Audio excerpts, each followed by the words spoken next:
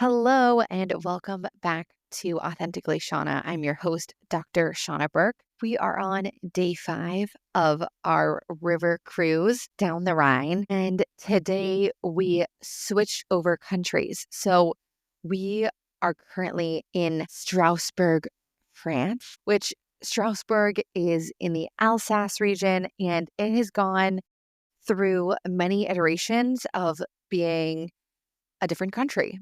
It passed between Germany and France many times, but for the past, I think they said since not too far after World War II ended, it has been a French city. And so it's very interesting because we've been hearing a lot of German and today we heard French. So a little changeover for our brains. A couple things that we found really interesting are storks actually have their nests and nests in Strasbourg. And so one of their legends has it that if you would like a baby, because of course babies bring storks, if you would like a boy, you put 1 sugar cube on the window. If you would like a girl, you put 2 sugar cubes on the window, or that could mean you're asking for twins. And if you do not want a baby, then you put some butter on the windowsill so that the stork slips off and delivers the baby to somebody else. We then got to go through Strasbourg, the medieval portion of the town, and the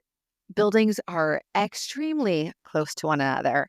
But that does not prevent the shop owners from creating these beautiful, beautiful decorations above their stores. The best we've seen so far. Like so beautiful, so worth walking through the city center. And of course, we had to get some pastries because when in France, and one of their specialties, it kind of looks like an upside down bundt cake. The version that we had of it was a raisin cake, which was delicious. We also have a nutmeg pastry that we've yet to have. So we'll get back to you on that. No, did I say nutmeg? I mean chestnut. It's chestnut, which she had chestnuts for the first time yesterday. So I figured we might as well go all out. We might as well have chestnut pastries. They're also really known for their gingerbread. So they have a specialty shop that makes only gingerbread. And so we have some gingerbread treats to take home with us. It's also said that Belle from Beauty and the Beast, when the animators created the town, created Belle's town after Strasbourg. And you can see that because there's a lot of beautiful old half-timbered buildings in they call it Les Petits France, the section that was where at one time they housed the sick, the unfortunate and sick, and now is really beautiful for us to look at. We didn't really get to experience the markets, which was okay because it was a bit like Disneyland. It was so crowded. We've been seeing small towns, and apparently this is a smaller town, but not a small town. A lot of people, a lot of tours stop in Strasbourg. So it was very, very well attended, even though we left at 11:45 and the markets opened at 11:30. So there were already so many people just on the streets. And so I think we were almost a bit relieved to leave because it was just a lot of people. And while we would have really enjoyed seeing the markets, we were really glad that we got to do another experience. So maybe we'll go back to Strasbourg at some point and get to see the markets. But today we then hopped another bus with our tour and we got to go to the Black Forest, which was such a treat because I've never been to the Black Forest and it's always been a place that I've wanted to visit in Germany. And Helene and Michael are really great at finding really fascinating things for us to do. So I'm probably saying this completely wrong, but the first thing that we went to was the Volkshof Museum, which is an open air museum. And they have collected houses from about 400 years ago that were built all over the Black Forest. And the reason why they have so many different houses is because every part of the Black Forest created different houses in order to survive. And so you get to see all the different iterations of houses and how farmers, these are all farmhouses, how they learned to survive in very challenging conditions when there was no modern conveniences. And we can definitely say we're very grateful that we didn't live 400 years ago. They did some pretty interesting things in order to survive, such as they didn't have multiple buildings. So when they created a farmhouse, everything was under one roof.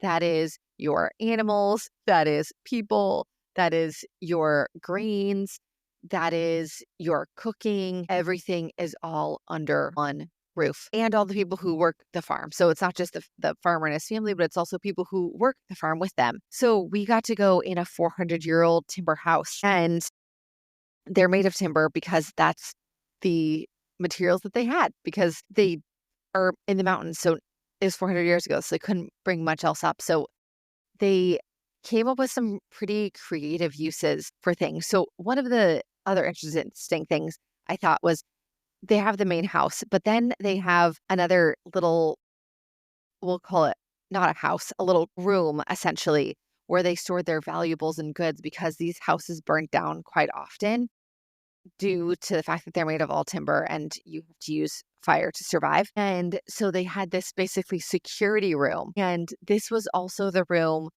that was used by the daughter that was engaged. And so in this culture, the fiance came to visit, and if the girl didn't get pregnant, the engagement was ended. So the marriage was only confirmed once the girl had gotten pregnant. Interesting, though, was that they were very religious. They were Protestants. However, they were also extremely superstitious. So in their main living quarters, because they were religious and because the priest, or not the priest, whoever the religious figure was at that time, I'm not sure what they called that person, when he came to visit, he knew that they had a little secret door with a horseshoe in it for good luck. But as long as he didn't see it, he couldn't comment.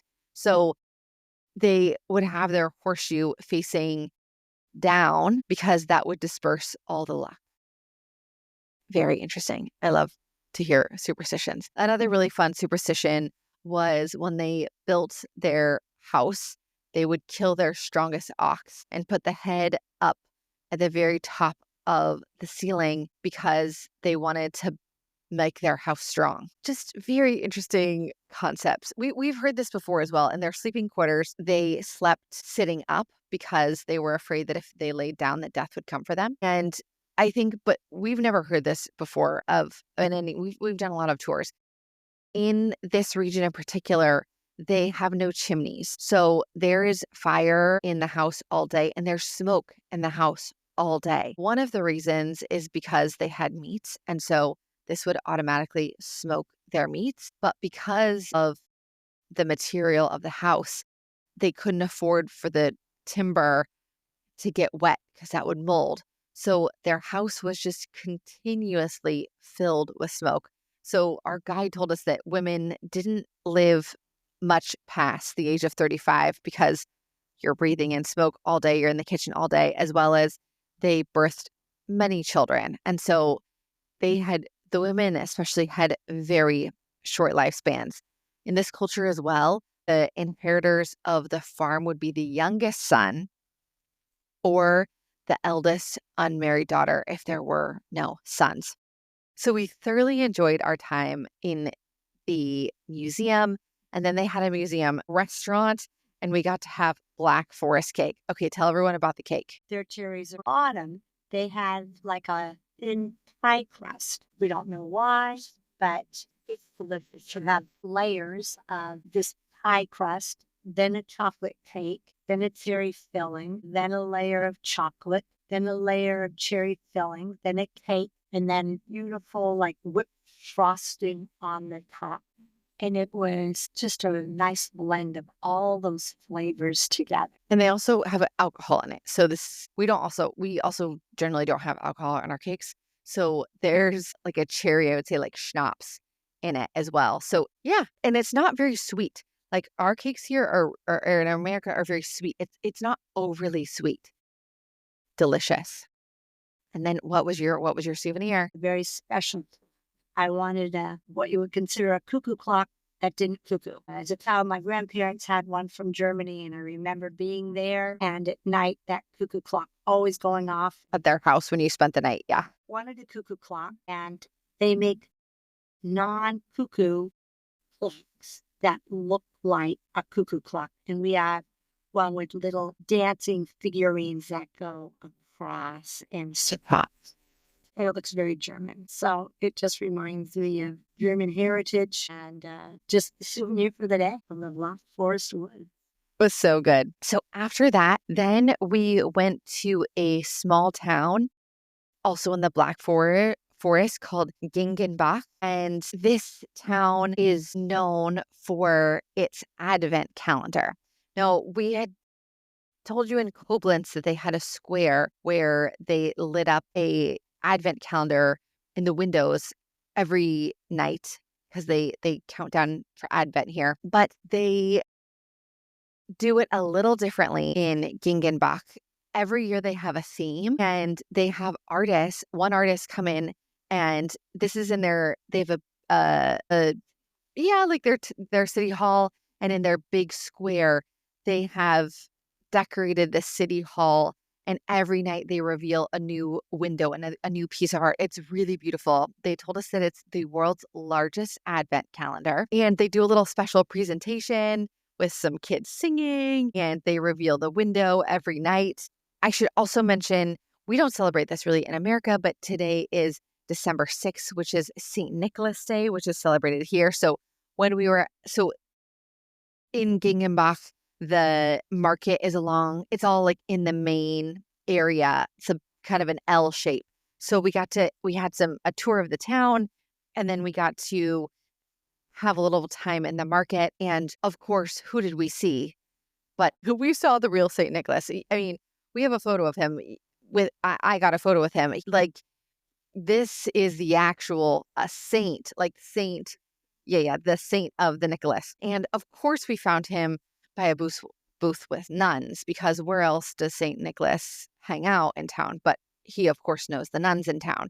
So I don't know if anyone who's listening has ever been to Europe, but in a lot of European cities, nuns make cookies and make things to sell. And so we found the nun booth in town. If you St. Nick likes cookies. Yes, I think he knew exactly where the cookies were.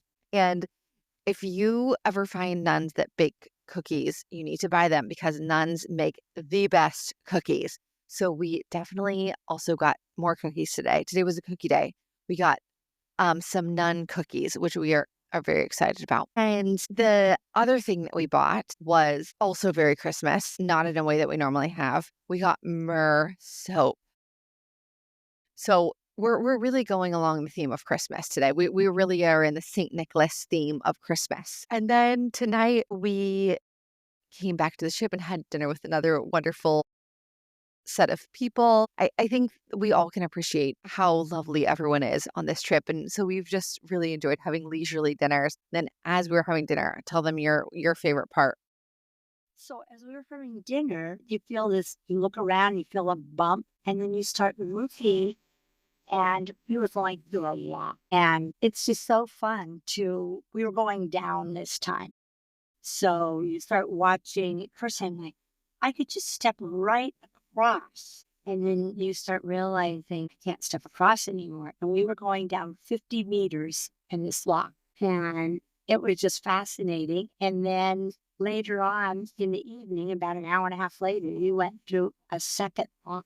And that time I went out when it's cold and took photographs of it and watched as there were three other dips in that walk with us. And just watched them being ground level at that moment to dropping down all four ships at the same time. And then each one taking their turn to get out of the lock once it passed. And in this lock, it's really tight. And you wonder, like, how did they maneuver with these four ships all so close together? And then orderly, the light turns green and one goes out and we all follow. And then I came back to the room to do this broadcast. Was there anything else from the day that was your favorite thing that you did? I love the Black Forest. Mm-hmm. And being in the Black Forest, something you'll never get to do. And going through a lot twice in one day and seeing that. These are just fun new thrills. Well, we were a little sad, but tomorrow is our last full day on our cruise. We've just had such a wonderful time. So we will tell you all about it tomorrow. Good night. Happy St. Nicholas Day.